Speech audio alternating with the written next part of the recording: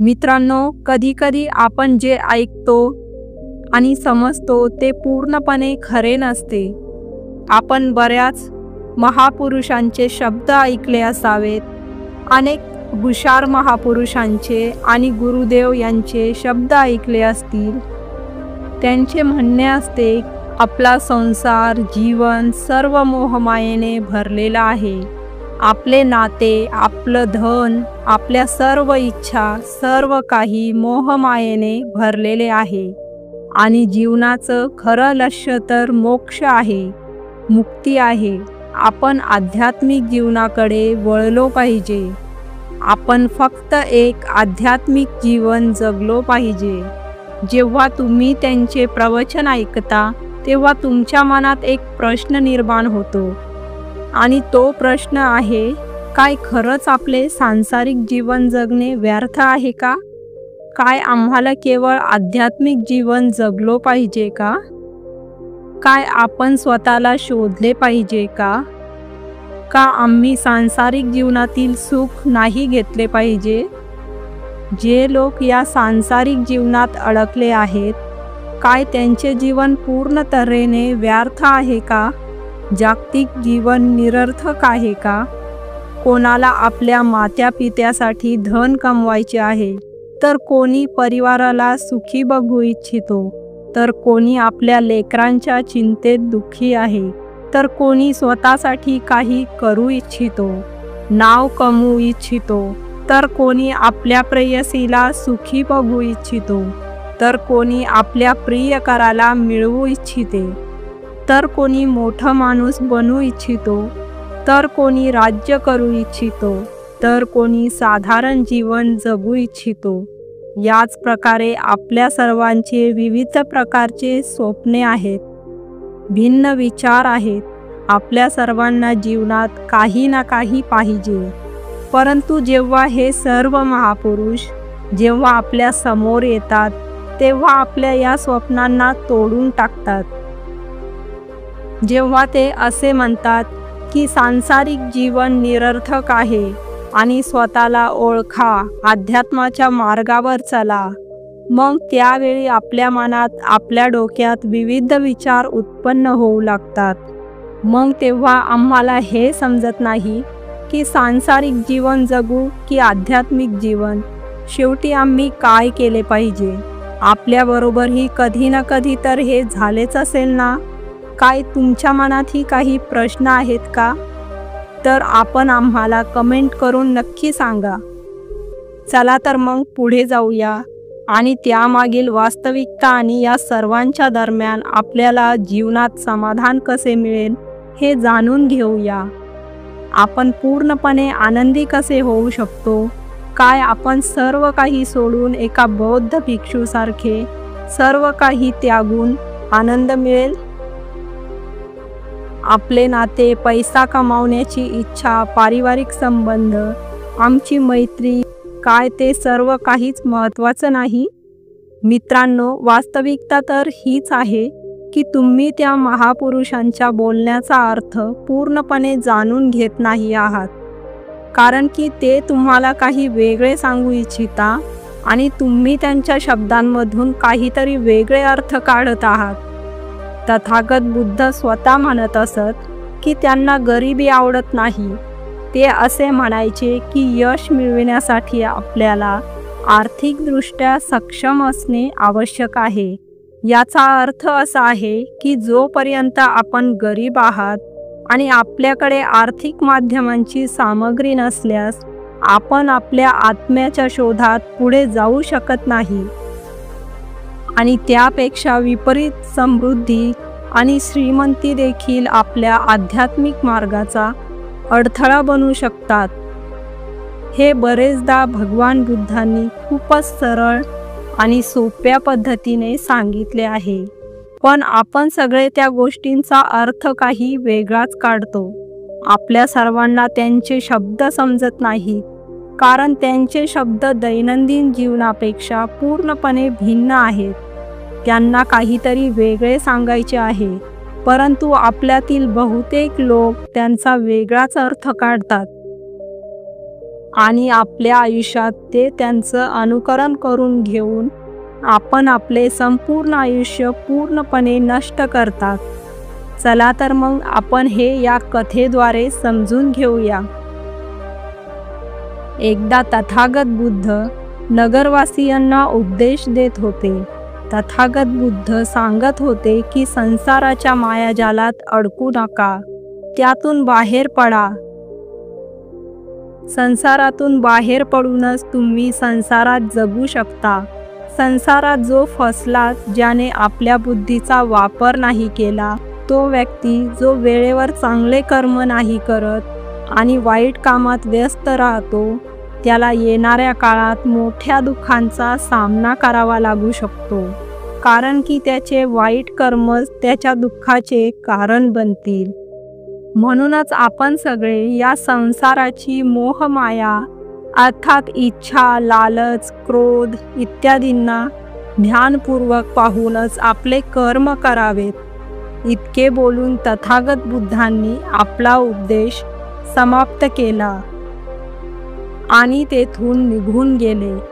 तथागत बुद्ध जेव्हा तिथे उपदेश देत होते, तेव्हा तिथे त्या नगराचा सर्वात श्रीमंत व्यक्ती तेथे उपस्थित होता आणि त्या व्यक्तीवर तथागत बुद्धांच्या उपदेशाचा खूपच जास्त प्रभाव झाला होता.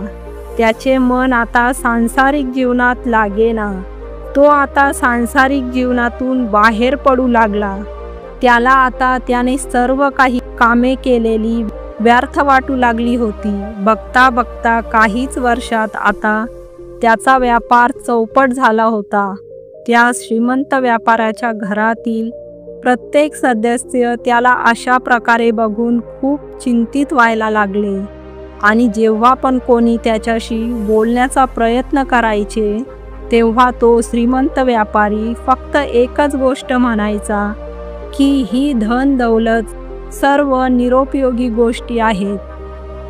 ही सर्व तर मोहमाया आहे, सर्व निरुपयोगी आहे. बरं, आपण नाते निभावून काय करणार? ही सर्व तर वासना आहे. जीवन तर एकच आहे आणि ते आहे मुक्ती. आता तर त्याचीच आस आहे, त्याचीच तहान आहे. मला समजले आहे की आतापासून जे काही होईल चांगलेच होईल. आतापासून त्याने तर व्यापाराकडे पण लक्ष देणे बंद केले होते आणि बघता बघता तो श्रीमंत व्यापारी त्या नगराचा सर्वात गरीब व्यक्ती बनला होता. तो पूर्णतः निर्धन झाला होता. त्याची सर्व संपत्ती नष्ट झाली होती आणि त्याचा पूर्ण परिवार रस्त्यावर आला होता. एक दिवस जेव्हा त्याच्या घरात खायला काही शिल्लक राहिलं नव्हतं, तेव्हा तो स्वतःलाच म्हणाला, अरे मी हे काय केलं? सर्व काही तर खूप छान चालू होतं, परंतु मी माझ्या हाताने सर्व काही वाया घालवले. आज माझ्या कुटुंबातील प्रत्येक सदस्य भुकेलेला आहे. त्यांना खायला काहीच नाही आणि मी त्यांच्यासाठी काहीही करू शकलो नाही. तो विचार करीत होता की त्याला आठवले की त्याने तथागत बुद्धांच्या बोलण्यात येऊन त्याने त्याचे जीवन बर्बाद करून घेतले आहे. ना त्याला मुक्ती मिळाली ना धन. तो विचार करू लागला की तो कुठलाच राहिला नाही. थोड्या थोड्या जेवणासाठी पण मला आज मरमर करावी लागते. दररोज मला खूप मेहनत करूनच कुठे मला माझ्या परिवारासाठी कुठे 2 वेळेचं जेवण मिळवता येतं. आपल्या परिवाराची या प्रकारे वाईट अवस्था बघून त्याच्याकडून राहावले नाही गेलं. तो खूप चिंतेत राहत होता. तो खूप परेशान झाला होता. एक दिवस तो घरातून पळून गेला आणि तो रस्त्याने पुढे जात असताना त्याच्या मनात विचार आला की तो कुठे जाईल, कुणाला मदत मागेल, शेवटी आता त्याची साथ कोण देईल.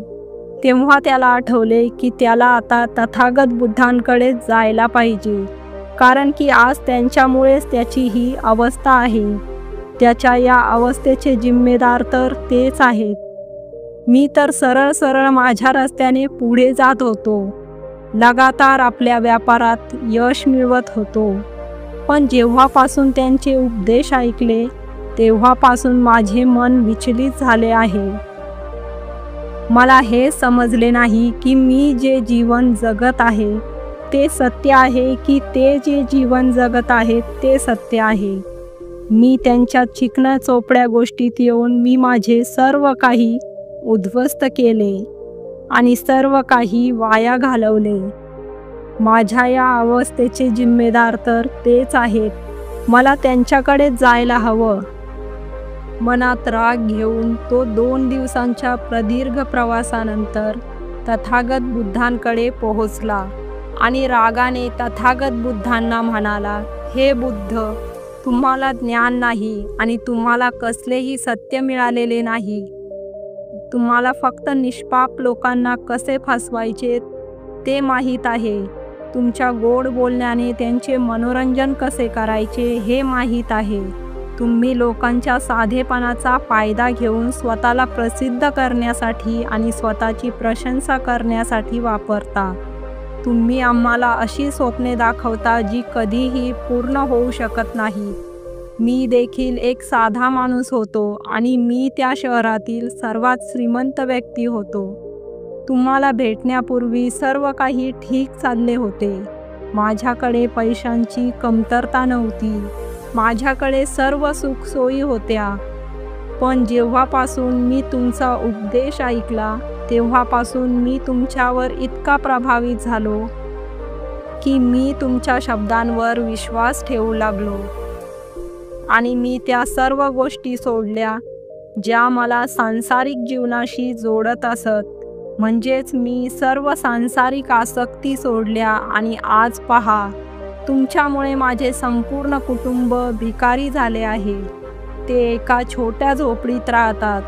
रोजच्या अन्नासाठीही आम्हाला बरीच मरमर करावी लागते. तुमच्यामुळे मी पूर्णपणे उद्ध्वस्त झालो आहे. त्या व्यक्तीने इतके बोलल्यानंतर तथागत बुद्ध त्या व्यक्तीला हसत हसत म्हणतात, तुमच्यासोबत काय झाले आहे आणि तुम्ही माझ्या शब्दांचा काय अर्थ काढला आहे. यावर ती व्यक्ती तथागत बुद्धांना सर्व काही सांगते. तुम्ही म्हणता की संपत्तीची इच्छा करणे हे वासनेपेक्षा वाईट आहे. तुम्ही सांसारिक जीवनाला वाईट म्हणता आणि तुम्ही स्वतः या जगात येऊन भिक्षा मागता. तुम्ही आध्यात्मिक जीवनाला चांगले म्हणता. पण माझा एक प्रश्न आहे, या आध्यात्मिक जीवनातून आपल्याला काय मिळते? त्यातून आपल्याला काय फायदा होतो? तुम्ही म्हणालात की आपल्याला आध्यात्मिक जीवनातून आनंद मिळतो. पण मी आध्यात्मिक जीवन स्वीकारले तेव्हापासून मला तर फक्त दुःखच मिळाले आहे. माझ्याकडे जे काही होते ते मी गमावले आहे. तुम्ही लोकांना खोटे सुख दाखवता आणि त्यांना अंधारात ढकलता. हे वास्तव नाही का? यावर तथागत बुद्ध हसत हसत त्या व्यक्तीला म्हणाले, बेटा, तू खूप दूरवरून आला आहेस. आता तू विश्रांती घे. मी रात्री येईन आणि तुझ्या सर्व प्रश्नांची उत्तरे देईन. सुरुवातीला त्या व्यक्तीने नकार दिला, पण तथागत बुद्धांच्या आग्रहास्तव त्या व्यक्तीने तथागत बुद्धांना होकार दिला आणि आश्रमात जाऊन आराम करू लागला. रात्रीनंतर तथागत बुद्ध त्या व्यक्तीकडे आले आणि म्हणाले, बेटा, मी एका व्यक्तीचे बोलणे ऐकले. तो म्हणत होता की एक हत्ती हवेत उडत आहे आणि तो पंख जोरात फडफडवत होता, हवेत जात होता.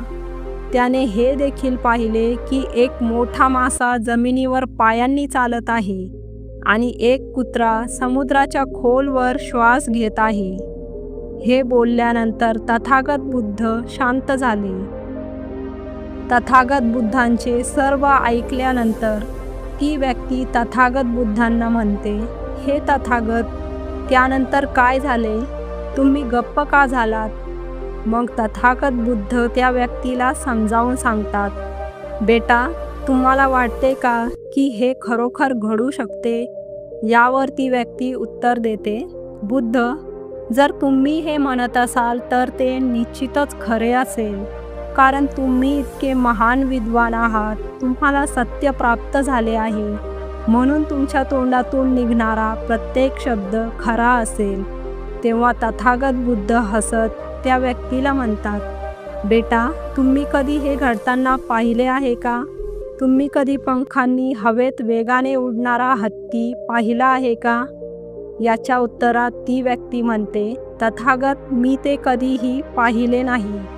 मग तथागत बुद्ध म्हणतात, तुम्ही मला हा प्रश्न का विचारला नाही की तो हत्ती आकाशात कसा उडू शकतो? याच्या उत्तरात ती व्यक्ती म्हणते, हे तथागत, तुमचे बोलणे ऐकल्यानंतर मला असे वाटले की ते खरे आहे आणि जर तुम्ही ते म्हणत असाल तर ते खरे असले पाहिजे. म्हणूनच मी तुम्हाला एकदाही प्रश्न विचारला नाही. मग तथागत बुद्ध त्या व्यक्तीला समजावून सांगतात की कधीही कोणाच्याही बोलण्यावर जाऊ नकोस. स्वतः विचार कर, ती व्यक्ती जे म्हणत आहे त्यात किती सत्य आहे, ते खरे आहे का? शेवटी त्याला काय म्हणायचे आहे?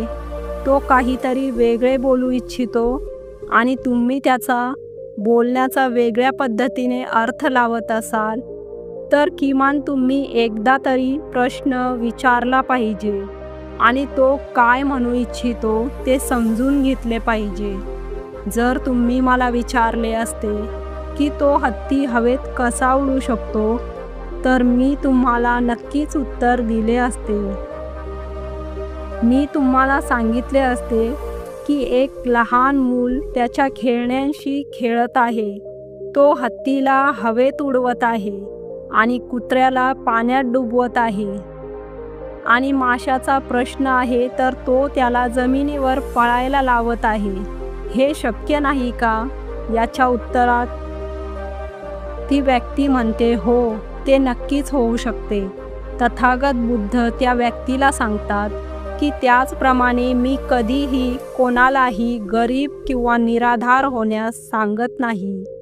गरिबी तुमच्या विकासात अडथळा बनते, ज्यामुळे तुम्ही दुसरे काहीही विचार करू किंवा समजू शकत नाही. या भिक्षूंकडे पहा, जेव्हा त्यांना अन्नाची गरज असते तेव्हा ते भिक्षा मागायला निघतात. पण ही भिक्षा कुठून येते? याला उत्तर देताना ती व्यक्ती म्हणते, हे तथागत, प्रत्येकजण दररोज कठोर परिश्रम करतो जेणेकरून त्याचे कुटुंब सांभाळता येईल आणि तो करत असलेल्या कष्टाच्या बदल्यात त्याला काही पैसे मिळतात. तो त्या पैशातून अन्न खरेदी करतो आणि तेच अन्न तुम्हालाही देतो आणि मग भिक्षा तिथून येते. मग तथागत बुद्ध त्या व्यक्तीला दुसरा प्रश्न विचारतात, बेटा, हे खरे आहे, पण हे पैसे कुठून येतात ते सांगू शकाल का? याला उत्तर देताना ती व्यक्ती म्हणते, हे तथागत, प्रत्येकजण पैसे कमावतो, प्रत्येकजण पैसे कमवतोच. मग तथागत बुद्ध त्या व्यक्तीला समजावून सांगतात, त्याच प्रकारे जर जगात प्रत्येकजण भिक्षा मागू लागला तर अन्न कुठून येईल? धान्य कोण पिकवेल? व्यवसाय कोण करेल? आणि लोकांच्या रक्षणासाठी पैसे कुठून गोळा केले जातील? लोकांच्या गरजा कशा पूर्ण होतील? हे ऐकून तो व्यक्ती थोडा आश्चर्यचकित झाला आणि तथागत बुद्धांना म्हणाला, पण हे तथागत, तुम्ही स्वतः म्हणता की माणसाची इच्छा, वासना, लोभ आणि क्रोध हे सर्व माणसाचे विकार आहेत आणि आपण त्यांच्यापासून दूर राहिले पाहिजे, तरच तो आत्मज्ञानी म्हणवला जातो. मग तथागत बुद्ध म्हणतात, बेटा, मी अजूनही तेच सांगत आहे. माझा असा विश्वास आहे की माणसाने या सर्व गोष्टींपासून दूर राहिले पाहिजे. यावर तथागत बुद्धांची गोष्ट मध्येच थांबून तो व्यक्ती म्हणाला, पण तथागत, जग तर यावरच चालत आहे, त्याशिवाय हे जग कसे चालू शकते? प्रत्येकाला पैशांची गरज आहे. पैसे न देता तो आपल्या कुटुंबाची काळजी घेऊ शकत नाही. तो आपल्या कुटुंबासाठी अन्न आणू शकत नाही आणि जर तो पैसे कमवू शकला नाही तर तो उपासमारीने मरेल. मग तथागत बुद्ध म्हणतात, बेटा, हे जग या गोष्टींवर चालत नाही, ते या गोष्टींमुळे बिघडत चालले आहे. यावर ती व्यक्ती म्हणते, हे तथागत, तुम्हाला काय म्हणायचे आहे? तुम्ही काय म्हणत आहात ते मला समजत नाही. या जगात फक्त इच्छा, वासना, क्रोध असतात आणि जेव्हा आपण त्यांचा त्याग करतो तेव्हा आपण अध्यात्माच्या मार्गावर म्हणजेच मुक्तीच्या मार्गावर म्हणजेच आपण संन्यासी मार्गावर पुढे जातो. यावर तथागत बुद्ध उत्तर देतात, बेटा, तू जे काही म्हणालास ते देखील एक खूप मोठे सत्य आहे. इच्छा, वासना आणि क्रोध सोडून देऊन आपण संसार सोडून संन्यासी बनतो आणि सर्व गोष्टी सोडून देऊनही आपण जगात राहू शकतो, पैसे कमवू शकतो, आदर, मान, सन्मान मिळवू शकतो, कारण आपण सर्वजण तर आपण आपले काम तर करत आहोत. एक शेतकरी शेती करतो, पण तो कोणत्याही वाईट भावनांशिवाय त्याची शेती करू शकतो.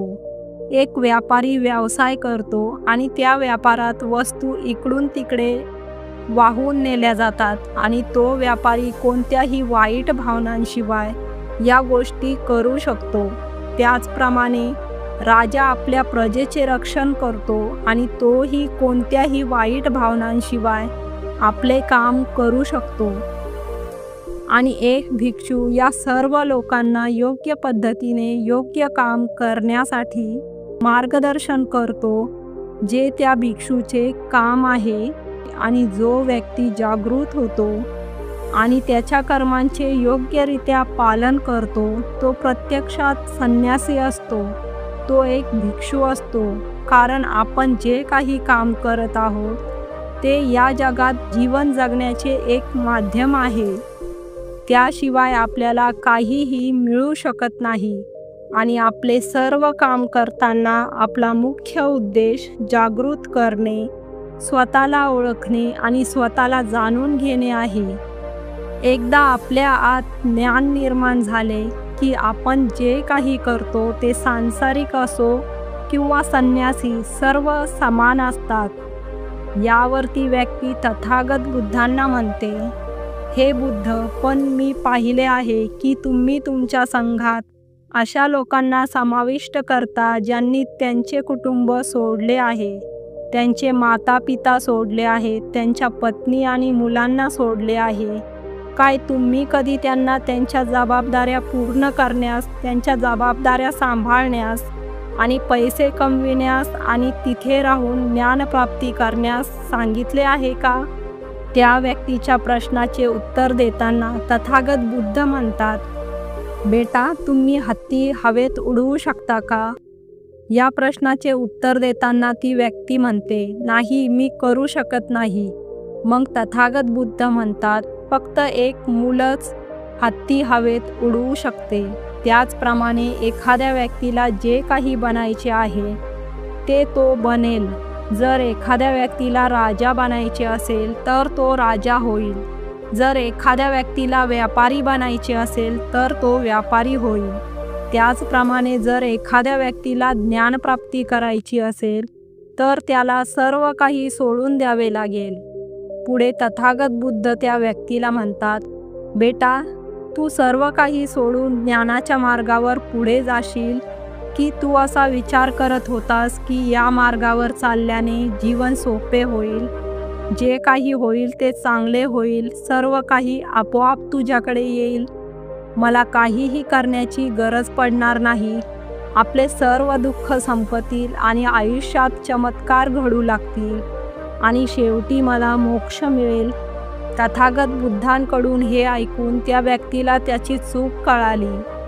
तो तथागत बुद्धांच्या पाया पडला आणि म्हणाला, हे तथागत, तुम्ही खरे बोलत आहात. मी असाच काहीसा विचार केला होता. माझा व्यवसाय नीट चालत नसल्याने मी असाच काहीतरी विचार केला होता. म्हणून मला वाटले की सर्व काही सोडून मला सर्व काही मिळेल, मला काहीही करण्याची गरज पडणार नाही आणि माझे सर्व दुःख कायमचे संपतील आणि मी आत्मसाक्षात्कार देखील मिळवू शकेन. मग तथागत बुद्ध त्या व्यक्तीला म्हणतात, बेटा, भिक्षू होणे ही सोपी गोष्ट नाही. यासाठी तुम्हाला सर्व काही सोडावे लागते. तुम्हाला ज्या प्रत्येक गोष्टीवर खूप प्रेम आहे त्या सर्व गोष्टी तुमच्यापासून एक एक करून निघून जातात. तर बेटा, तुम्ही भिक्षू बनण्यास तयार आहात का? तुम्हाला सर्व काही सोडून अध्यात्माच्या मार्गावर पुढे जायचे आहे का? यावर उत्तर देताना तो व्यक्ती म्हणतो, हे तथागत, मला माझी चूक कळली आहे. मला संन्यासी व्हायचे नाही. मी एक व्यापारीच ठीक आहे. मी माझ्या सांसारिक जीवनातच ठीक आहे. पण तरीही माझ्या मनात एक प्रश्न शिल्लक आहे. जर तुम्ही परवानगी दिली तर मी त्या प्रश्नाचे उत्तरही तुम्हाला विचारू इच्छितो.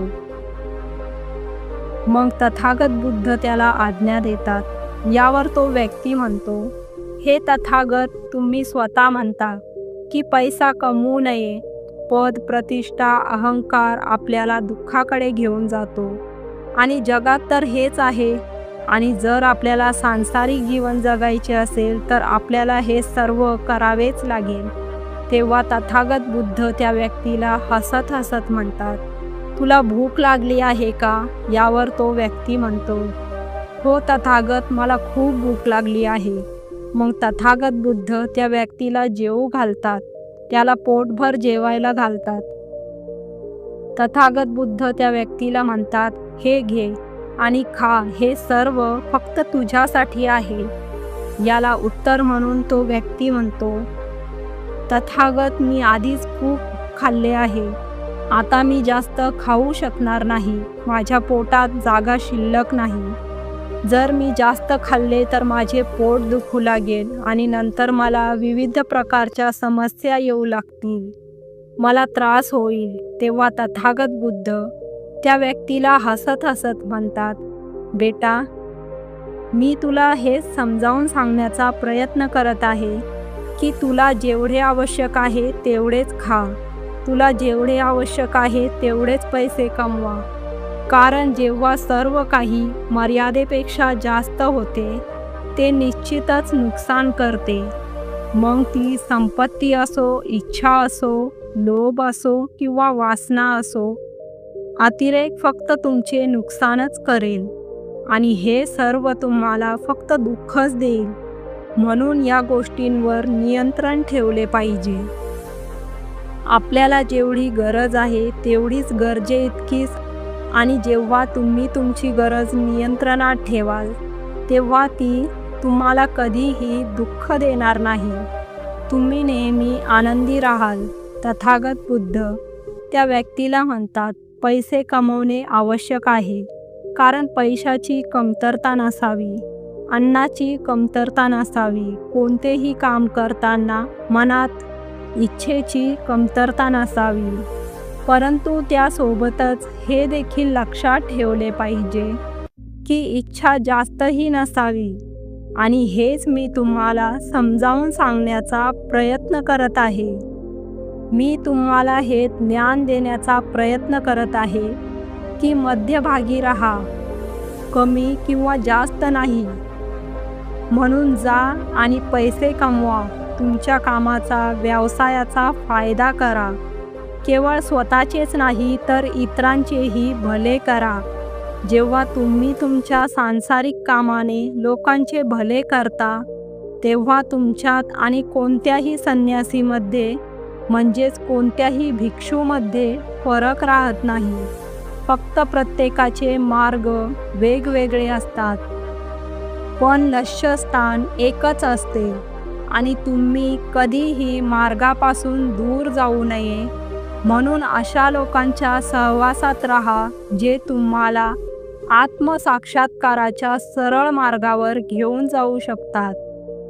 त्यांना तुम्हाला सांसारिक जीवनापासून दूर घेऊन जाऊ द्या आणि नवीन जीवनात प्रवेश करू द्या.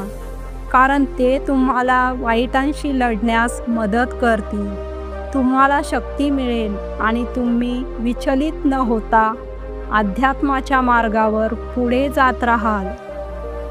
इतके बोलल्यानंतर तथागत बुद्ध शांत झाले. त्या व्यक्तीने तथागत बुद्धांना वंदन केले आणि म्हणाले, हे तथागत तुमची शिकवण पूर्णपणे वेगळी आहे. तुम्ही जे बोलता त्यामागील अर्थ काहीतरी वेगळा आहे. खूप सोपा आणि सरळ आहे, पण आम्ही ते समजण्यास असमर्थ आहोत. तुमच्याकडे चमत्कारांची खात्री नाही, पण तुमच्याकडे मार्ग आहे ज्याचे अनुसरण करून मी निश्चितपणे अध्यात्म प्राप्त करू शकतो आणि ज्याचा मला आणि इतरांना फायदा होईल. हे तथागत तुमच्या शब्दांचा चुकीचा अर्थ लावणे ही माझी चूक होती आणि एक व्यापारी असूनही मी माझे काम सोडून दिले आणि विचार करू लागलो की आता सर्व काही स्वतःहून होईल, सर्व काही चांगले होईल. परंतु हे खरे आहे की काहीही स्वतःहून घडत नाही. जेव्हा आपण आपले हात-पाय हलवतो, मेहनत करतो, आपले काम करतो, तेव्हाच आपल्याला परिणाम मिळतो. जेव्हा आपण आपले हातपाय हलवणे थांबवतो, तेव्हा नदीचा प्रवाह आपल्याला सोबत घेऊन जातो आणि नंतर आपल्याकडे काहीही उरत नाही. आणि माझ्या बाबतीतही असेच घडले आहे. हे तथागत, आजपासून मी तुम्हाला वचन देतो की माझे काम मी पूर्ण प्रामाणिकपणे करेन. तुम्ही दिलेल्या मार्गावर मी पूर्ण प्रामाणिकपणे चालेन. मी तुम्हाला वचन देतो की मी एक चांगला व्यापारी आणि एक चांगला माणूस बनून राहीन. मी आत्मसाक्षात्काराच्या मार्गावर माझे काम करत पुढे जात राहीन. असे म्हणत तथागत बुद्धांना वंदन करून ती व्यक्ती तिथून परतली. मित्रांनो, आपल्यासोबतही असेच काहीसे घडते. जेव्हा आपण एखाद्या महापुरुषाचे शब्द ऐकतो, तेव्हा आपल्याला असे वाटते की सांसारिक जीवन निरुपयोगी आहे आणि आपण आजपर्यंत जे काही कमावले आहे, आजपर्यंत जे काही कर्म केले आहे, ते सर्व काही निरुपयोगी आहे. सांसारिक गोष्टींच्या सर्व गोष्टी निरुपयोगी आहेत. आपण आत्मसाक्षात्काराच्या मार्गावर चालले पाहिजे. तोच मार्ग योग्य आहे. परंतु आपण स्वतःमध्ये कधीही पाहू शकत नाही की आपल्याला आत्मसाक्षात्काराची आवश्यकता नाही, कारण आज आपला काळ वाईट काळातून जात आहे आणि आपल्याला कोणताही मार्ग दिसत नाही. तेव्हा आपण आत्मसाक्षात्काराचा मार्ग पाहत असतो आणि उद्या आपला काळ चांगला असेल, आपल्या जीवनात आनंद असेल, तेव्हा आपल्याला माहीत नसते की आत्मसाक्षात्कार कुठे असेल. म्हणूनच जे आत्मसाक्षात्काराच्या मार्गावर चालतात त्यांना सुख दुःखाचा त्रास होत नाही. त्यांना त्यांच्या व्यवसायाचाही त्रास होत नाही. त्यांना जीवनातील चढउतारांचाही त्रास होत नाही. ते फक्त या आत्मसाक्षात्काराच्या मार्गावर आनंदाने चालत राहतात आणि त्यांच्या लक्ष्यस्थानावर पोहोचतात. मित्रांनो, आजच्या व्हिडिओमधून तुम्ही काय शिकलात? कृपया मला कमेंटमध्ये नक्की सांगा. यासोबतच मला आशा आहे की तुम्हाला आजचा व्हिडिओ देखील आवडला असेल. तर मित्रांनो, हा व्हिडिओ लाईक करून तुमच्या मित्र व परिवारास शेअर करा आणि चॅनलला सबस्क्राईब करा. धन्यवाद. नमो बुद्धाय.